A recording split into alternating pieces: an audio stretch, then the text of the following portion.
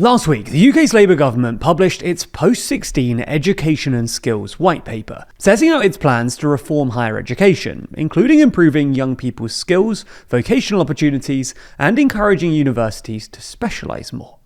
This builds on a pledge from Prime Minister Keir Starmer in his conference speech last month, scrapping a Blair-era target for 50% of all children to go to university, and replacing it with a commitment that, by age 25, two-thirds of young people will either go to university or take a gold standard apprenticeship. So in this video, we'll explain the UK's higher education crisis, the government's new reforms, and whether they'll work.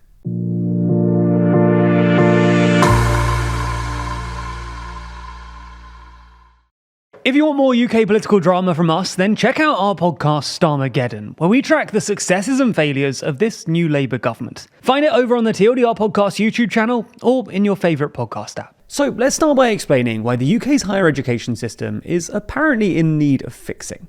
The big issue at the moment is that a rising share of 16 to 24-year-olds are not in education, employment or training, a status known as NEET. This is both a symptom of the fact that young people are increasingly unsure about whether university is actually worth it, and the fact that many recent grads are struggling to find jobs. In the UK, nearly 1 million 16 to 24-year-olds currently are NEET, equivalent to around 13% of the total age bracket. According to a new Resolution Foundation report, 60% of NEETs are economically inactive, i.e. neither in paid work nor looking for it, rather than unemployed. And among NEETs, 28% cite disability or poor health as being the reason. Between 2019 and 2024, out-of-work benefit claims among 16 to 24-year-olds also increased 24%, from 430,000 to 530,000. Now, this impacts the UK's economy and young people themselves. Delayed entry into the workplace affects young people's future life chances, well-being, and economic prospects. The white paper claims that NEETs will, on average, earn up to £50,000 less than their peers, while falling labour participation among young people also means fewer taxpayers to support pensions, healthcare and public services. Crucially though, the NEET rate is also higher among non-graduates. While it stayed relatively stable at around 10% for 22 to 24-year-old graduates in the past 2 decades, for 22 to 24-year-olds with a GCSE level education or below, NEET rates are 3 times as high. Similarly, despite reports of a graduate jobs crisis in the UK, early career unemployment is actually rising faster among non-graduates. Financial Times research earlier this month found that in both the US and Western Europe, unemployment among new entrants to the labour market is rising slightly faster among people without a degree than with one. There's also a deepening financial crisis afflicting UK universities. Due to unsustainable operating models, particularly an over-reliance on high-paying international students, worsened by a drop in foreign student applications following visa changes in January 2024, many UK universities are now struggling financially, with more than 40% running budget deficits this year, and half set to in 2026. As such, many have made staff redundant, cut courses, or even sold buildings to make savings. So last week, the government published its Post-16 Education and Skills White Paper, outlining plans to improve young people's workplace skills, transform vocational education, and reform the university sector. To improve skills, in June, Labour established Skills England, a new board that's working to, quote, rebalance the labour market away from an over-reliance on international recruitment and towards improved training of domestic workers, by focusing on public-private partnerships and making the case for employer investment in skills. The reasoning here is that while immigration has successfully plugged gaps in the UK's labour market in recent years, it's also prevented investment into skills in Britain. As such, Labour planned to raise the immigration skills charge, a mandatory fee paid by employers to sponsor certain foreign worker visas, by 32% from December. The revenue generated from the ISC increase will then be used to support skills funding for UK workers, reducing reliance on immigration over the medium term. However, while this might sound like a good idea, there's a risk that employers will sidestep the costs by using alternative recruitment strategies, like short-term assignments or transfers, to continue hiring overseas workers.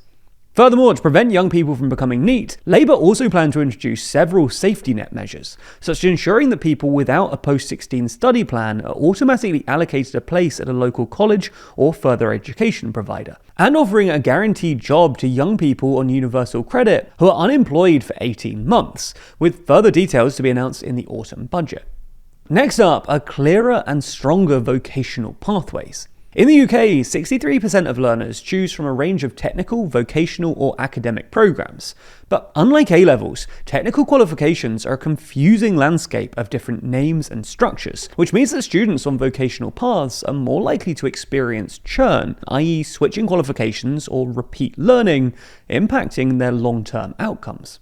To simplify this, Labour plans to replace the current range of vocational technical qualifications with new V-levels, which sit alongside A-levels and T-levels, with students able to flexibly combine different qualifications. For instance, after GCSEs, a student could take a V-level in finance and accounting alongside A-levels in geography and environmental science, and then take up an apprenticeship in the renewables sector. The government is also introducing new technical excellence colleges, or TECs, which will work with employers, businesses, trade unions, and local governments to provide training and jobs, with each college linked to a specific sector. On top of the 10 TECs already announced in construction, Labour are also establishing 4 TECs in advanced manufacturing, 5 in clean energy, 5 in digital tech, and 5 in defence, to be delivered from April 2026.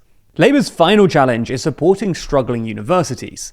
This crisis has largely been caused by the fact that tuition fees, universities' biggest source of funding, haven't kept up with inflation since 2012, when they were capped at £9,000 before rising to £9,250 in 2017. Universities responded by cutting the amount spent per student, with annual real-term spending having plummeted since 2012. As such, Labour are now increasing tuition fees to £9,535 a year for domestic students. Although, given the tuition fees would be around £15,000 today if they'd risen with inflation, this will likely have a negligible impact. Early this year, the government also proposed a 6% levy on international student fees to support means-tested maintenance grants, although we should say that this amounts to essentially taxing one of the UK's few remaining exports. More broadly though, Labour want all higher education providers to, quote, consider how they could specialise in areas of strength and collaborate with others for the benefit of students and the economy, rather than, as is currently the case, pursuing generalist business models and competing with each other for the same students and research areas. Now, this sounds like a good idea. UK universities are more generalist than most, and narrowing their focus could help guarantee students value for money and help the overall economy. If you're interested in learning more about this topic, then there's plenty of other outlets reporting on it online. But what about everything you don't see? Or what about the sources you've grown to trust that are purposefully leaving out information? Thankfully, our sponsor this week, Ground News, are experts at lifting the veil on media bias. That's because Ground News is a website and app that gathers thousands of articles from across the world, expertly merging all different sides of political bias into one place, making it simple to see multiple perspectives on the same event. In addition, every single story comes with a detailed view of the bias distribution, factuality scores, and even specific ownership information. For example, if we take this story on Lucy Powell winning the Labour Party leadership election, you can see that 101 sources are reporting on it, and it's all featured here in one place. If we delve a bit deeper, we can see that most of the coverage is coming from the centre. While it would normally be overwhelming to sift through thousands of articles to find out how they're being reported differently by either side, Ground News offers a handy bias comparison feature where you can do this with a click of a button. While it would normally be overwhelming to sift through thousands of articles to find out how they're being reported on differently by either side, Ground News offers a handy bias comparison feature where you can do this with just the click of a button. For instance, if we go back to the story on Lucy Powell, we're able to learn that the left is framing it as left-wing pressure on Starmer, while the right is portraying it as a major blow. But that's not all. For stories that have been disproportionately covered by one side of the political spectrum or the other, their aptly named blind spot feed puts all of those into one place to help you stay grounded and informed. So if you want to begin questioning the narrative instead of just consuming it, you can get started today as we're partnering with Ground News to offer you 40% off their unlimited access Vantage plan. Just subscribe through the link in the description or scan the QR code on screen, and you'll be supporting an independent news platform working to make the media landscape more transparent.